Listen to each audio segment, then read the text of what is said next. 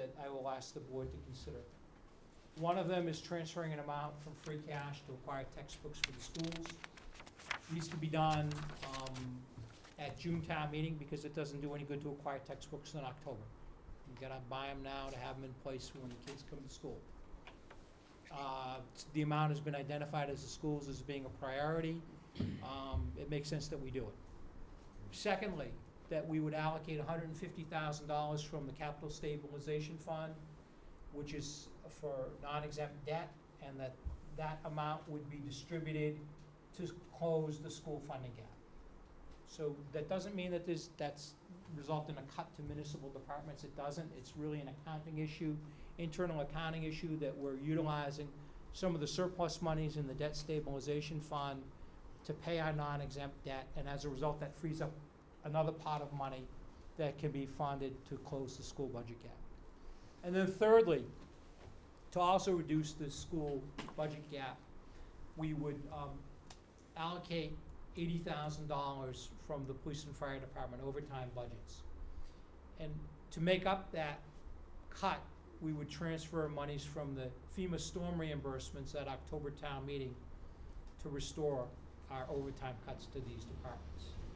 Again, it's important that we have a balanced budget going into town meeting, and I can appreciate the pain that the police and fire department will have to have, but they also need to understand that from administration's point, there's a commitment for us to be able to fund that money based upon getting money back from FEMA. And if you hadn't heard, the town and all cities and towns in Massachusetts are eligible for FEMA reimbursements for its costs. And reimbursements relate to the cost of personnel, supplies, and services for the March flood events in town.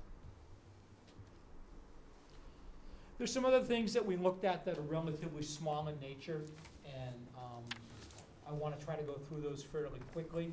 I'll pay no attention to the second one. The board meets a lot, and we need to be able to pay for our recording secretary to be here.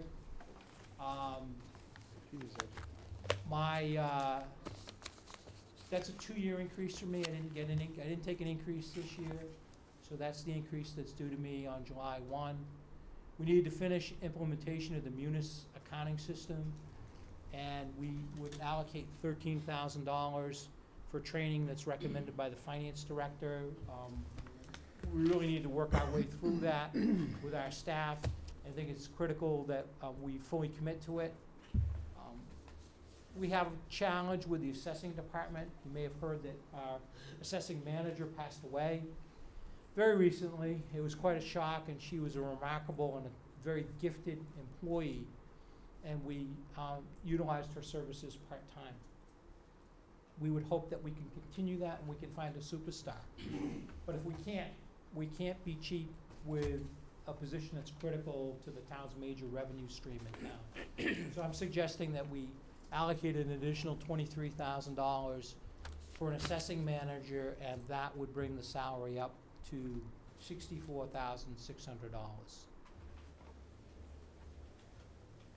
$8,655 to fully fund tax title expenses. Tax title is if people don't pay their taxes, the town has the right to file a lien. There's a very lengthy process that the town goes through after it files the lien, which potentially could result in foreclosure on the property. The town needs to be ambitious in terms of doing that to protect the rights of people who do pay their taxes. So we really can't play it on the short to not fund tax title. Information systems involves the town's yearly IT replacement program. The $10,000 is in lieu of entering into a service contract.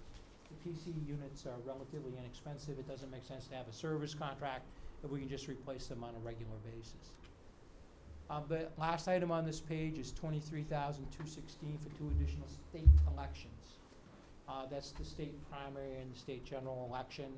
They're mandated costs by the Commonwealth. We don't have a choice. So they're above what we consider to be level funding.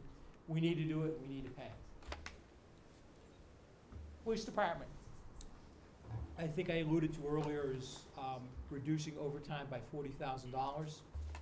The fire department would also be reducing overtime by $40,000, both again subject to reimbursement from FEMA. The other proposal that I'm suggesting on the fire department is, because of some anticipated retirements, we would like to add, or I would like to add, a new firefighter / paramedic. This would be for the period of July through December, and it would be having someone in place and trained so that when the employee walks away from his retirement, we have another individual who can step right in and do the job from day one. I think it's pretty important to do that. And the reason for that is overtime cost avoidance, which is a substantial savings to the town. Code enforcement, additional 7 hours a week for the assistant building inspector. That position was cut last year. Based upon information that we received from the building department, permit activity is fortunately up. It's good news. If you look at the number of projects that the Community Planning Commission has approved, the number of subdivision lots, that's also up. So we're anticipating, we're not increasing this for the fact that we like the person, we do, but we're increasing it because of the fact that we believe that there's a adequate amount of work that justifies additional hours for the position. Additional sum of money for mosquito and larvicide treatments. To me, it's a necessary cost associated with all the wet weather that we've had. It's a public health issue. $3,577 to level fund elder services. It doesn't make sense. We spend such a small amount of money for elder services in town. It doesn't make sense that we cut it and then we can't provide that level of services. $1,465 for our new veterans director. Sue, are you here? Put your hand up so we all know who you are. Welcome. It's our new veteran services director. We need to make sure that she's trained. So that's why we put the money in the budget, is to make sure that she's trained and she can provide all of the services that our veterans deserve in the community. Youth services. Town meeting in November voted to fund the youth services director. The amount of money was $35,000. The $12,277 is the piece between what we funded at town meeting in November and what is necessary to fund the position at full time. So it would be $42,277. That's the incremental increase, is what that really represents. And I would recommend that. The library would be $6,933 to maintain state library certification. And Helena, you're here, right? Yes. Hi, Helena. It's necessary that the town maintains state library certification. It's important to the citizens to give them the privilege of borrowing for other regional libraries, but it's also important to maintain that libraries are a priority going forward for our expenses and relatively small cost. So, to recap, the budget that I'm recommending to the Board of Selectmen is balanced. It provides for level funding plus the items that I just went through with you for June town meeting. We'll also provide an amount of money to fund our current year snow deficit. It's about $197,000. We would take money from the police and fire overtime accounts, subject to them being reimbursed at October town meeting from the FEMA fund. That we would continue to advance our health insurance plan changes. That those plan changes would help us avoid an increase of $502,000 or 11.1% for next fiscal year. And then most importantly, that we continue to maintain our reserves, because that really is something that is necessary and important for this town. And with that, I will take any questions if you have. Greg, just one thing that, in fact, first of all, that's a great presentation. I think it's clear for everybody as to where we are. That budget includes what I believe, in agreement with the school committee today, or at least the school chair, is balances or closes their gap. They've done a little work on their side, and therefore we've managed to have balanced budgets on both sides with adequate services for schools and town.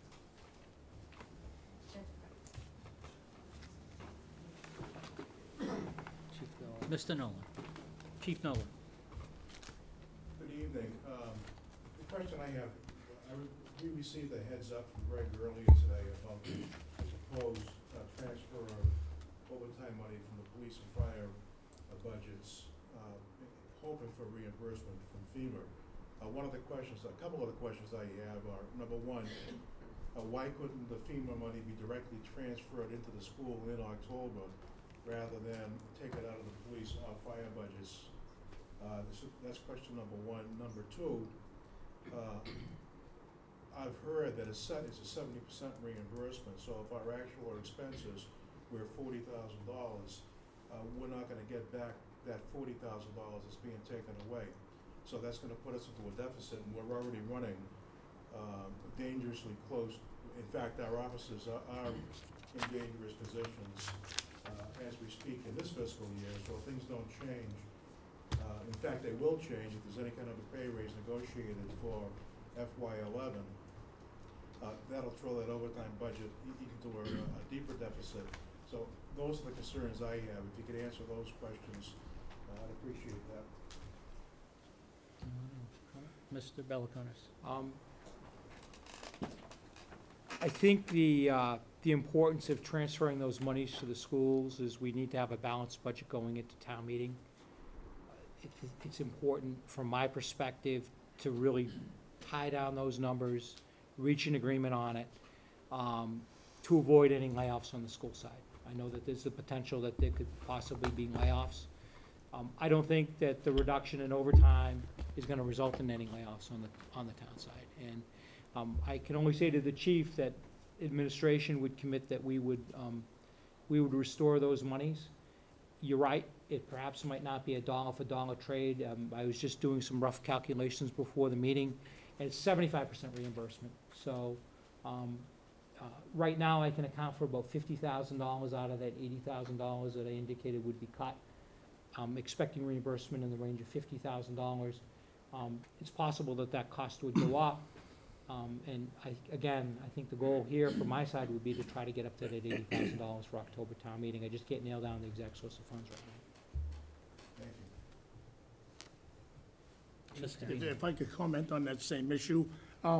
This was the first time I saw the presentation myself, and I think it's just unfortunate that public safety has taken a hit, a direct hit of the $80,000. I mean, I say let's be realistic. They're gonna lose that money.